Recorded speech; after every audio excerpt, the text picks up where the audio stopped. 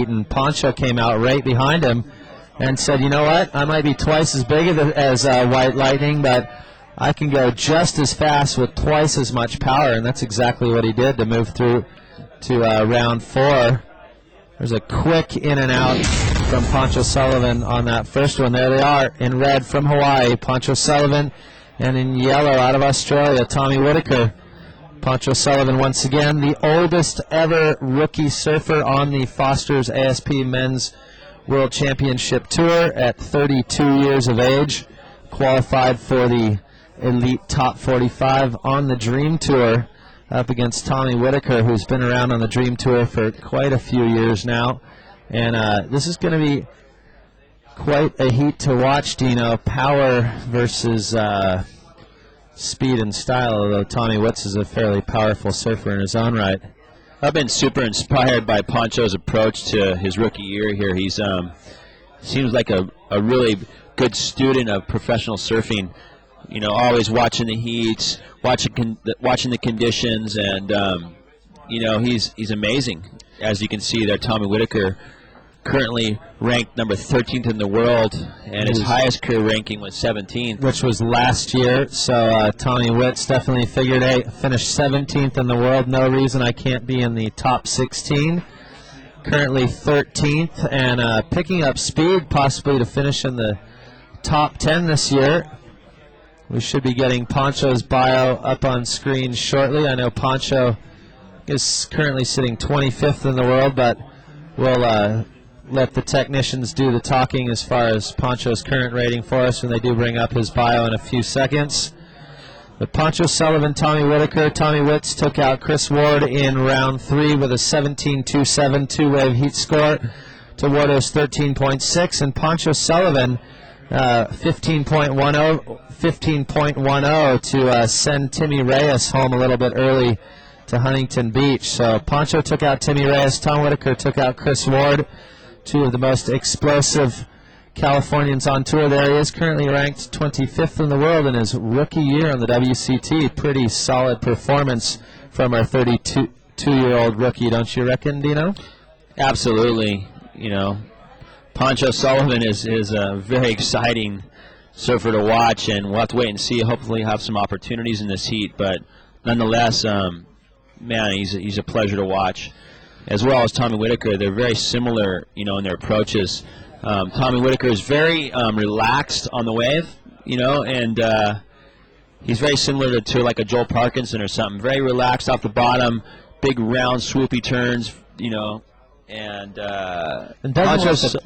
sorry, go ahead, finish that thought. Well, you know, Pancho Sullivan is a little different actually in his approach. They're both two guys that are pretty solid guys, but Pancho Sullivan's approach is very he yanks and twists through his turns very fast, whereas Tommy Whitaker seems very smooth and polished with a lot of flair too. So, you know, they're very similar, but then also different in a lot of ways.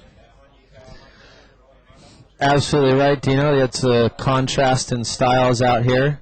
I think Pancho's learned a lot last year through the QS as far as, you know, the way to technically surf his way through heats. As we know in the QS now, from the round 4 all the way through the end, we do have man-on-man heats on the QS. So, and of course in some of the in the Triple Crown events, it's actually 4-man heats. So maybe some of Pancho's Hawaiian heat experience came into play in his qualification efforts last year for the CT. And here on the CT, seeming quite at home. As you said earlier, good buddies with Mick Fanning and Nathan Hedge from the Rip Curl team, and of course Griggsy, Rip Curl International team manager, that does travel with all the boys and helps them with equipment choices, training, keeping them out of the bars as much as possible as in the evenings, getting them to bed early. So Pancho has definitely come on strong. He is on course to requalify through the WCT. This is a very important heat for Pancho. Yeah, and you know, you got to think that they're a little bit worried about Nathan Hedge right around now. You know, currently ranked number 33rd in the world before Mundaka, and already out of the event here. Hedgie's definitely going to have to do something in Brazil and in Hawaii to have any hopes whatsoever of requalifying through the WCT. Otherwise, it will be back to the WQS. But Pancho Sullivan having a good go at his rookie year. Which Mick Fanning, of course, no problem there from that Rip Curl team rider. Well, which brings me to mention, there's a lot of guys that are, a little lower on the ratings this year than in previous years. You got C.J. Hobgood, you got Trent Monroe, Nathan Hedge, Jake Patterson, even Phil McDonald. There's quite a bit of guys that were, in the top 10 pretty solidly, kind of anywhere from the 20 to 35 range. Which is quite a testament to the talent level nowadays on the Foster's ASP Men's World Tour. Almost any surfer out there is capable of winning an event. Of course, you have the usual suspects who are always favorites to win, and that's real easy. You just click on the WCT ratings button on ASPWorldTour.com right now, and you'll see your top 5 surfers in the world. Of course, 7-time world champ Kelly Slater in the first spot, followed by Taj Burrow, Andy Irons, Joel Parkinson, and Mick Fanning. Speaking of our 7-time world champ, Kelly Slater will be coming up against Floridian surfer Corey Lopez, another surfer out there with plenty of experience on tour.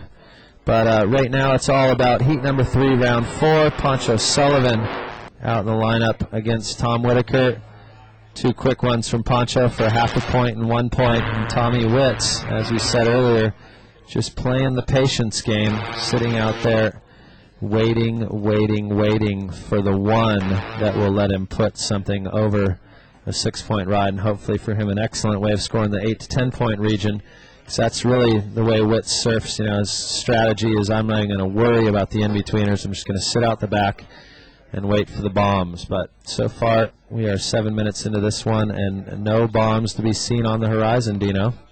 Yeah, it looks like the tide definitely still going out fast. Still going out fast and putting the lineup through a tricky moment here. But nonetheless, you could bet on the incoming tide we're probably going to see a little bit of a push. Well, we should see a bit of a push. It's still 3 to 4 feet out the back on the biggest sets. And as the tide drops, those left-handers out the back hopefully will be getting a little bit hollower and holding up, offering up some more tube possibilities, as we saw a nice little barrel in that last heat from Victor Ribas. Fortunately for Victor, just couldn't continue along and throw on the re-entry that he needed after it to get up into the 6 to 8 point region. But definitely some little barrels out there if you look for them.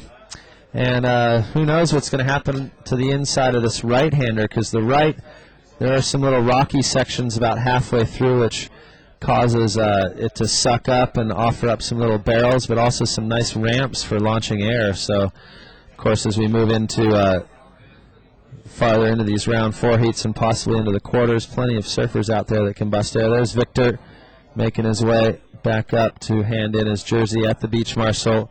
So bowing out in round 4, Victor Ribas going home with a 9th place here at the Billabong Pro Mundaka, 600 rating points and $5,500 US prize money. So still not bad for a little 10-day stint here in Mundaka and Bakio. Well, there you go. There's another shot of the lineup there. As you can see to the left of the screen, waves do not break in that deep spot, and that's where the guys are allowing. That's where the guys are opting to paddle out through that channel there. As you can see, Corey Lopez warming up there on a little inside wave, infringing on the lineup, Corey Lopez, but nonetheless, we will be seeing Corey in the next heat against Kelly Slater, the 7-time world champion and current points leader. And a lot on the line, Dave, as we head into the middle of round number 4. Well, it's going to be a heavy heat, and actually that kind of would be a great time to segue over to the emails, but Pancho Sullivan doesn't want me reading any emails. He wants you watching his backside attack out here at Bakio. Wow, that was a really serious vertical off the top there from Pancho Sullivan. That had to be one of the biggest turns I've seen of the day. I mean, unfortunately for him, he didn't have much after that, but man, he went upside down just all the way through that turn. That was really committed surfing from Pancho Sullivan, and not to blow it up more than what it was, but I got to tell you, that was really, really good timing from Pancho Sullivan.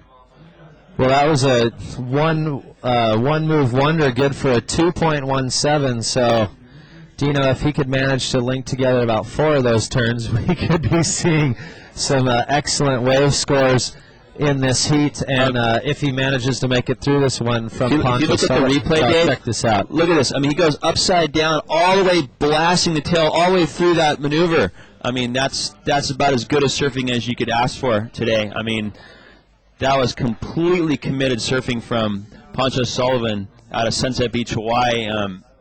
Man, he really put it upside down on that turn. Especially on a wave that realistically was one of the smaller in-betweeners, and that Pancho just kind of caught on his way paddling back out after his last closeout. So Tommy Whitaker out the back, sitting on the peak, having a look between the lefts and the rights, and Pancho's just duck dive under a really nice left out there. So say the conditions and the big tidal swings definitely changing throughout the day. It looks like we're into one of the better parts of the tide here. It has stopped raining. Looks like light and variable winds. It's still pretty glassy out there, Dino. You know, just a little bit bumpy. You know, I got to say the conditions are awesome. We have live interviews at long last, and stoked to catch up with you. First of all, Mick, give us your perspective of the conditions out there and kind of size and quality and all that. It's about 4 feet, but then it's got like little 1-2 foot ripples going through it, and the rip's really gnarly. But yeah, it's really difficult to surf. But you know, I just got those 2 and got through. Now, as we have up and running, looks like T. Witts in yellow, using his priority, gets a couple right there at the end. I didn't see what he did on the outside, but Tommy building the score.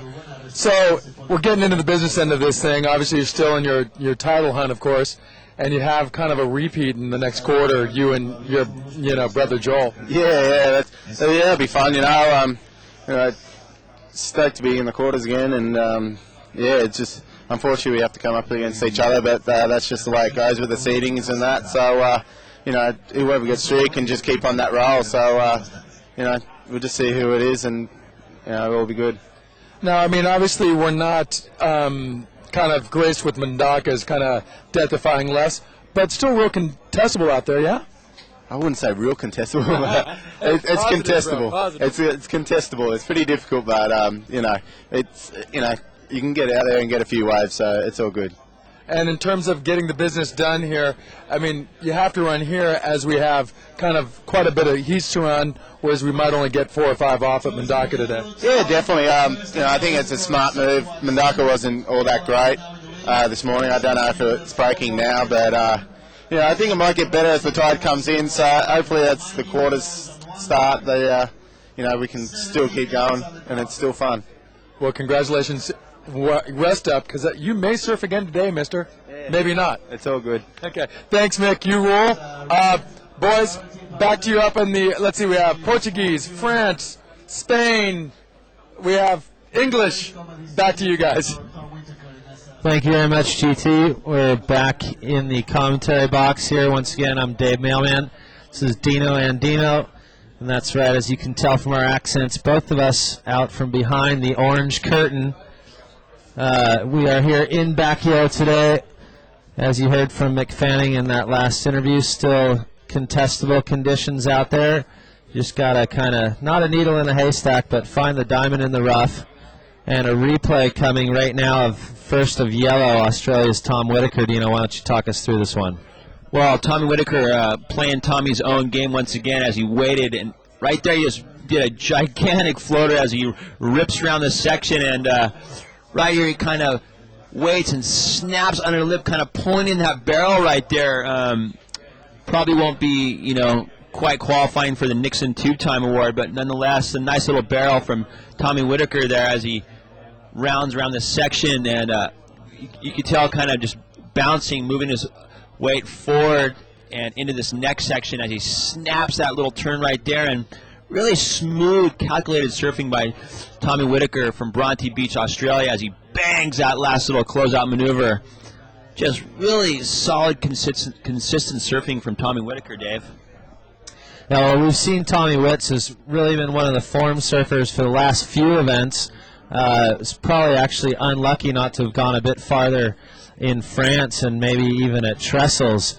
It looks like his equipment's been working. He definitely knows what's going on in the lineup. Well, here's another form surfer, Pancho Sullivan. Can he do a repeat of his little pig dog act from round 2 at Mundaka? Not on that one, but as you can see, a few tubes out there to be had. We've already seen a nice little cover-up from Victor Ribas. Tom Whitaker managing to snap his way into that one, as well as Pancho Sullivan. So still plenty of little barrels out there. Some nice sections to go off on. That's exactly what these boys are doing. Once again, that last wave of Tommy Witt's a 6:17. Still 14 and a half minutes left in this one. Tommy Whitaker out in front with one wave score. We told you he was playing it patient. He waited 15 minutes. There's the second one. Well, while we were chatting there, Tommy Whitaker went upside down, just demolishing that section. As you can see the shot of him coming in on the whitewater there. He must have heard you saying how Pancho's last backhand re-entry was probably the best maneuver of the day, and gone, Dino, watch this, dude. Absolutely. And Tommy Whitaker's wave was a bit more solid on the outside. We'll have to wait and see. I'm not quite sure if he did any maneuvers before that. I didn't have a chance to see the takeoff on that wave, but nonetheless, that finishing turn was ginormous. Ginormous. I love that word, Dino. And for some more good words, we're going to cut over to GT with contest director, Mr. Mike Snips Parsons. Hi there, everybody. Again, here with event director Mike Parsons. Mike, not a real tough decision to get with all the business. Yeah, we have. We got a dropping swell. The last day of the waiting period is Saturday. To wrap it up tomorrow, and he called to come over here to Bakio today. A little bit too small today. Swell, but it's a lot more. Good banks here at Bakio. We're about 20 minutes around the corner from Mundaka, and so far, we've seen Mick Fanning with an 8.5 and Joel Parkinson with some high scores. So the two standout guys so far in Europe, both having good heats. So a little bit tricky though. Waves all over the place. So the guys really having a hard time finding the bank. But when they do get on the waves, they're pretty good. And what's your expectations as the tide is still draining? It's going to get a little bit more a wash at low tide here? Yeah, for sure. I mean, you can see the rip pulling on each side of the bank. Low tide's at 3 o'clock today. It's actually during the next heat when Kelly Slater's out there. And the reform start to work a little bit more in the afternoon, so hopefully conditions will improve a little bit more. It's supposed to be a pretty light breeze, kind of glassy conditions, so not too bad, but really tricky conditions as we hit that bottom of the tide at 3. And as a former, World Tour competitor yourself, I mean, at the end of the day, this is your job. You kind of got to deal with the conditions given. Well, yeah, I mean, you see how the best guys adapt, and that's, over 14 days. And how fickle it is. You got to be ready to surf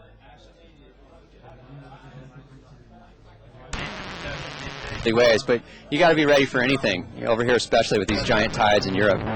Well, Snips, thanks for catching up. I know you haven't had an easy job this contest, but you always make the best decisions. And I'm telling you, you should go to Vegas and play some cards because, brother, you seem to hit all the right shots. So we're going to send it back up to all of our web announcers, and thanks again for joining us, Mike. Thanks, GT. Have a good day, buddy.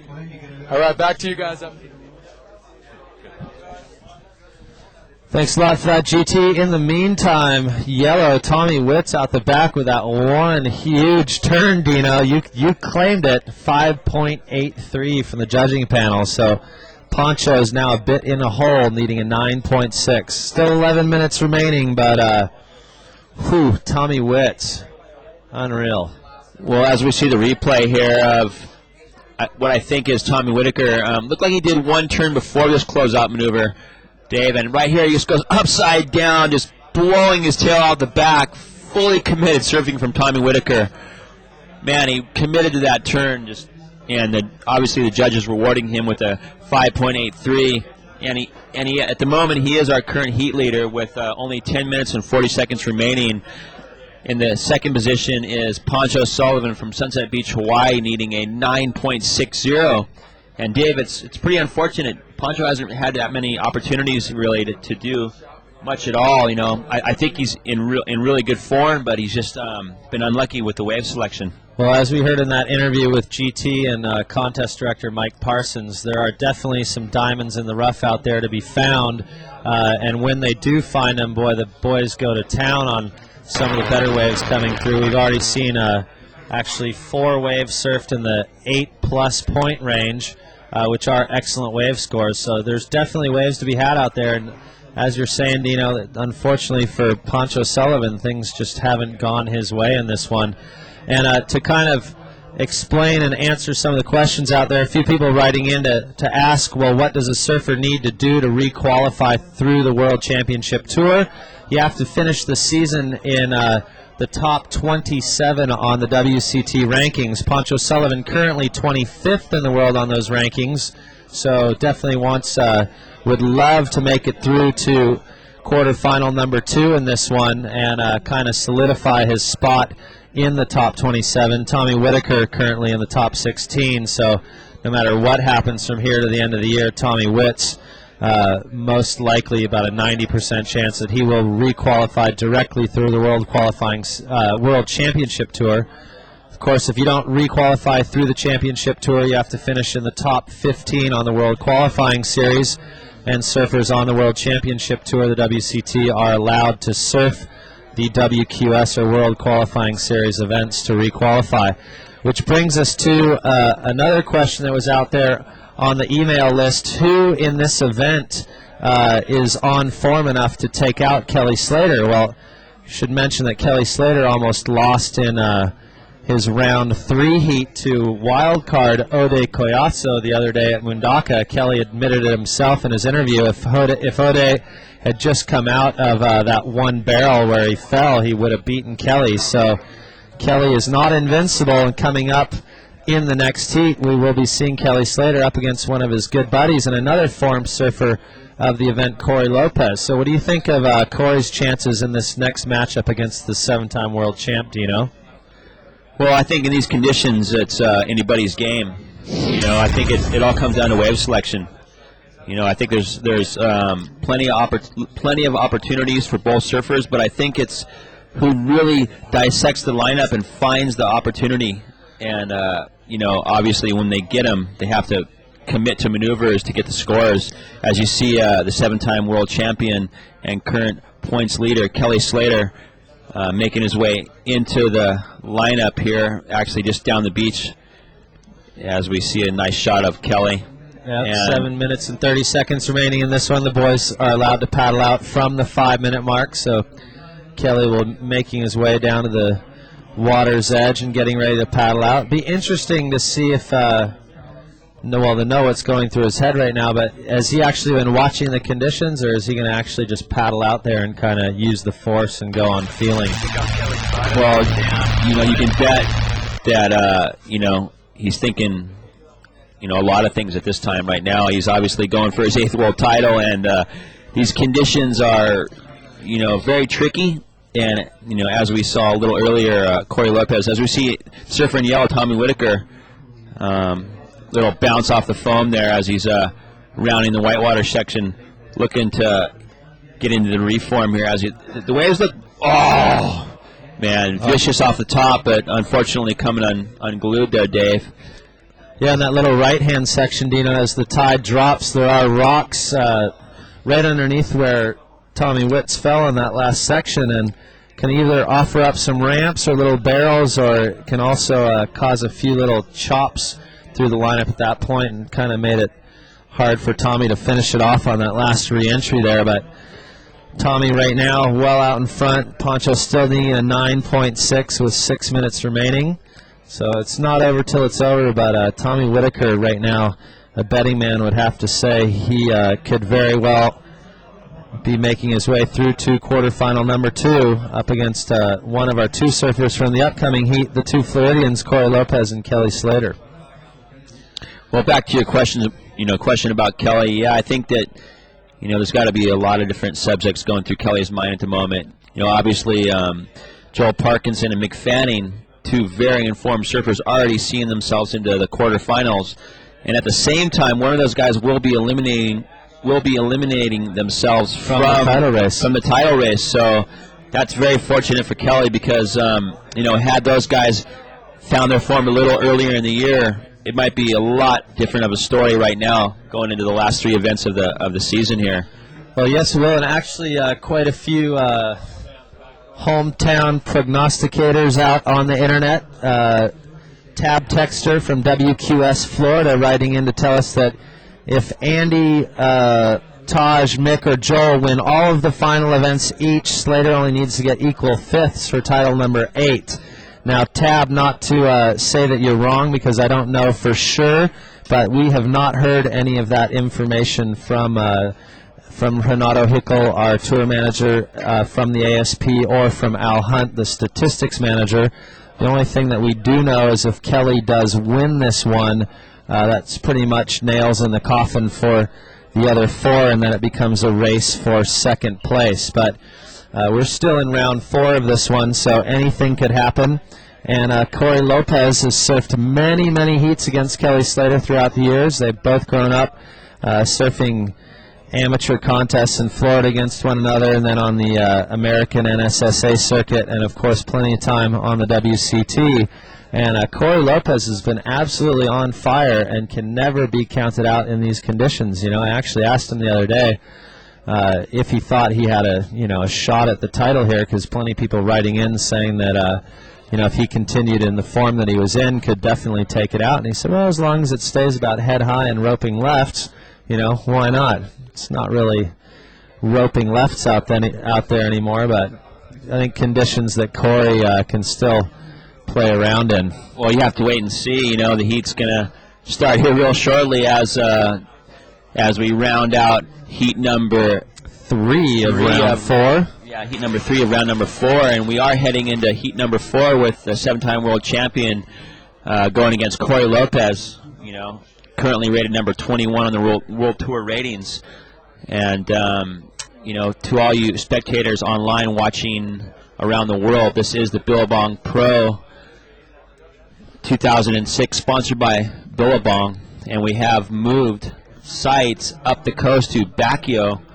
And we will be finishing round number 4 and even potentially moving into the quarterfinals. And currently out in the water in red, Hawaii's Pancho Sullivan needing a 9.6, and in yellow, Tommy Whitaker, 2 minutes 45 seconds remaining. Tommy Whitaker, always prepared. Looks like he's got great boards and a great head on him. Let's hear what he does to prepare for some heats.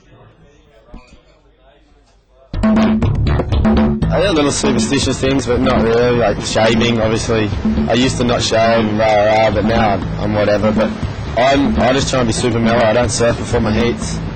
I just wake up, have a nice hot shower, have a bit of brekkie, and just try and stay really mellow until my heat, and then try and switch on. I got all the energy that I need.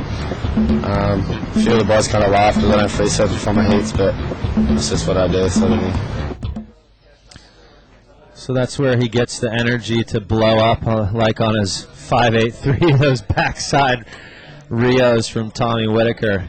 Well, with just under 2 minutes remaining, Tommy Whitaker, at this point in the heat, must be thinking his formula is working, because he's got Pancho Sullivan, who's in blistering form in a serious situation here, needing a 9.60. And, unfortunately for Pancho, he hasn't had many opportunities. And nonetheless, Tommy Whitaker has put together a string of waves that, are high scores, at, one being a 6.17 and one being a 5.83. Not really that high scores, kind of mid-range, but nonetheless, Pancho Sullivan never really opening his account. Well, Pancho just kind of getting unlucky paddling for waves that allowed him one big move, but not much else behind it. Pancho's surfed 6 waves in this heat. His best 2 wave scores a 2.17 and a 2.4. So when you know what Pancho is capable of, you have to say, well, either he's just been unlucky, the waves haven't come to him, or he's just blown up so hard on his first move that hasn't been able to continue on and link together the second, third, and fourth that he needs to put high scores on the board. So kind of have to say in this one just a bit of bad luck for Pancho Sullivan, but Tommy Whitaker's had guys on the ropes all through this contest and doesn't really do anything special to prepare himself other than just save up all that energy and let it loose in the water on some really good boards, and looks like that strategy is working for him once again. Well, Dino, we got 20 seconds left in this one. Coming up next, one of those heats you've all been waiting for. Heat number 4, round 4, with our 7-time world champ, Kelly Slater, up against his Floridian buddy, Corey Lopez. Corey Slater in 3 seconds. 2, 1.